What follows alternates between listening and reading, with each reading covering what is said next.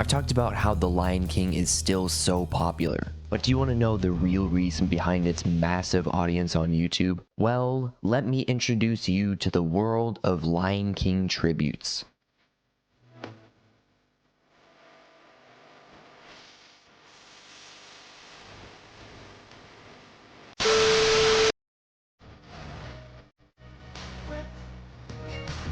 Yeah, not the most interesting thing, but it's true. These videos get millions of views across YouTube, and I'm about to expose all of the secrets behind them. How am I qualified to educate you on this subject? Well, not to get all back in my day on you, but in 2021, I was a pretty big Lion King tribute content creator. I had over 40,000 subscribers at one point. In fact, several of my videos got hundreds of thousands, if not millions of views. The same videos, now posted on a different channel, also have millions of views. That channel is still getting thousands of views a day, even though I don't post on it anymore, at least for now. So sit down, grab your cream-filled bugs, and let me tell you a story about how simple videos of fan art changed the course of history for this franchise forever. Oh, and you might want to stick around to the end because I have a secret to tell you. Let's start at the very beginning. Actually, no, I wasn't around for the very beginning, so let's skip ahead. While we're fast forwarding, I'll give you a gist of what Lion King tributes are. In short, they are slideshows of screenshots and fan art of the Lion King over music. Yeah, that's basically it, not too much to it. But these videos captured the attention of many. Clearly, many grew an audience off of this premise. Notable names include Kaijiro, Rubio Rex, Alamaj, and of course myself, not to toot my own horn. Speaking of, how did I find this little niche? Well, one day a couple years ago, I was looking through Lion King images on Bing. Yes, when I was younger I used Bing, and I came across an image of Copa. Intrigued who Copa was, I looked up who is Copa and found out he's the son of Simba. However, that was after I'd watched the video. And I don't know what it is about it, but I watched it all the way through, mesmerized by this video. Which was strange because the concept was nothing at all flashy. It was just a slideshow of fan art and photo edits of Copa, the supposed lost son of Simba, with Brother by Avicii playing in the background. Now, I've always been a music guy.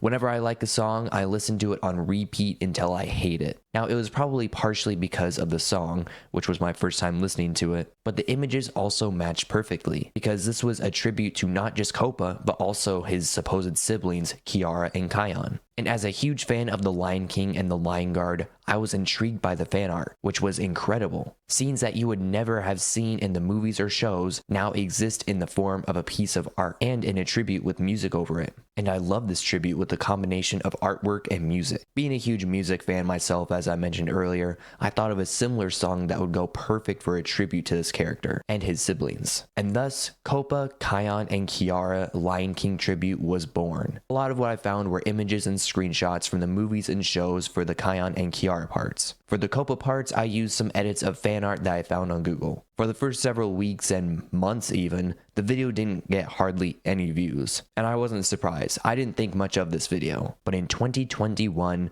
it started picking up steam. A lot of steam. Here's analytics from around that time, and as you can see, I was getting tens of thousands of views a day. And if you're wondering why the quality of this video is so low, this is actually a video from a while ago when my channel hit 1,000 subscribers. At this point, I decided to continue making these, and this made my channel grow to over 40,000 subscribers at its peak. Being a part of this community during this time, I got to know several other creators who were also creating the same type of content, and they were growing just as much as I was. This was an exciting time for Lion King tribute creators because the community was booming. It also helps there was a little bit of a pandemic going around. And I truly believe this content was a huge reason why The Lion King is still so relevant today, and has been for the past several years. Now, I don't know if you've watched these videos, but they're not exactly the most sophisticated piece of content out there. And looking into my analytics for when my content was booming with this type of video, you can see the majority of my viewers' age is between 25 and 44, which is really weird to think that that age range is watching these videos, until I realized that this is about the age of a parent. My theory is that these videos were extremely popular amongst kids. kids who are using their parents' YouTube account. So I think although young Gen Z and Gen Alpha didn't grow up with the Lion King movies directly, this was their introduction into the franchise. Plus, my Lion Guard videos got a ton of engagement, which is still super popular among kids today. This was also a way to continue imagining different scenarios or paying tribute to characters that are not milked to death by ongoing series or sequels. Lion King and Lion Guard tributes were and are the way fans keep this franchise alive, both artist and viewer alike. However, this content also came with a double-edged sword, and that was the art. Yes, I used art without permission, but I didn't think much of it. I didn't think this video would get that many views anyways. I never claimed I owned the artwork, and the artists were getting their pieces viewed by thousands of people, but after several videos were posted, I was hit with a copyright strike, and one of my videos was taken down. I still remember to this day the terror I felt seeing this. If you don't know, after 3 copyright strikes, your entire channel and all of its content is permanently deleted. So if only 2 of my other videos were hit with a strike, I would lose everything.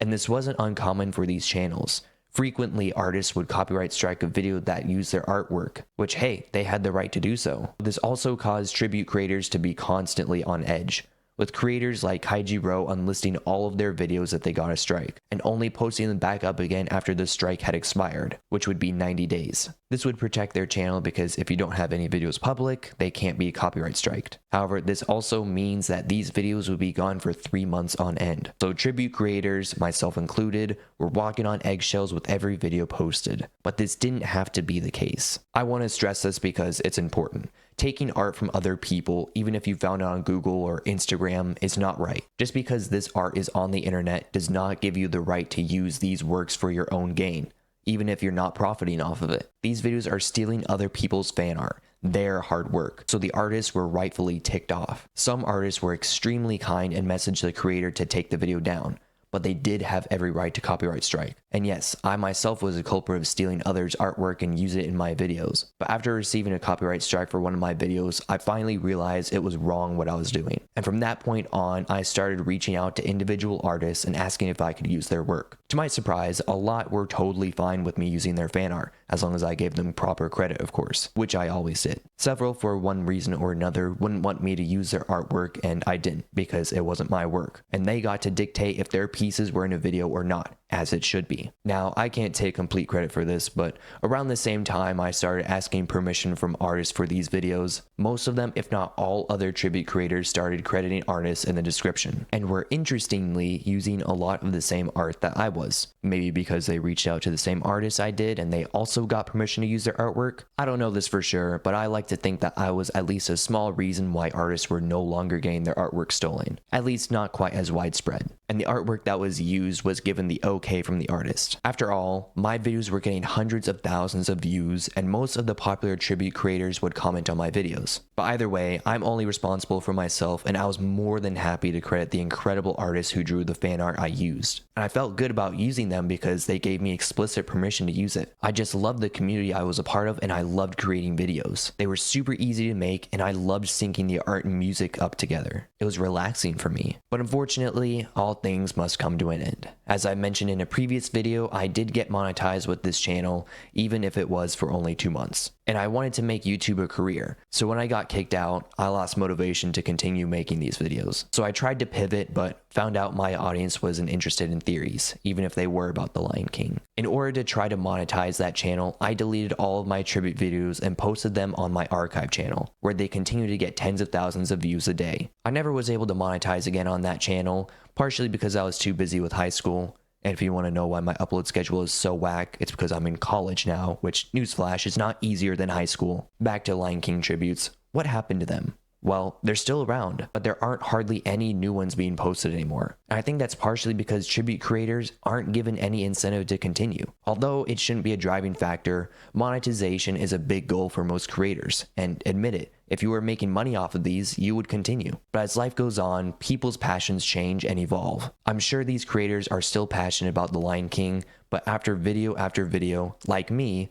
they just grew exhausted. And YouTube refuses to let these videos into the YouTube Partner Program, even though they still put ads on them and make money off of them, which I discussed in more detail in my other video. And hey, look, it's not just me that they put ads on. Although it may seem Lion King tributes are dead because new videos posted don't really seem to reach the algorithm, my analytics for my Tate Archives channel soon to be something else, I'll get to that, show that these videos are still getting thousands of views a day. And I think that's because me and other tribute creators started in 2020 and 2021, when most people were still at home and there weren't that many tribute creators. There was demand back then, but not much supply. This made me and other creators in this genre blow up. Now, it could be that these videos just don't have the same magic as the ones from 3-4 years ago, but I also think it's because the audience for this genre grew up. Like I said before, I think it was mostly children watching these videos, and now they're getting older and losing interest in Lion King slideshows. And another big reason why newer tribute videos aren't getting a ton of traction is because of the conclusion to the Lion Guard. Now clearly it's not that tributes are getting no views. I think these are just a couple reasons why the newer tributes and tribute creators aren't going viral. Demand is still somewhat there, not quite 2020 level of demand, but it's still there.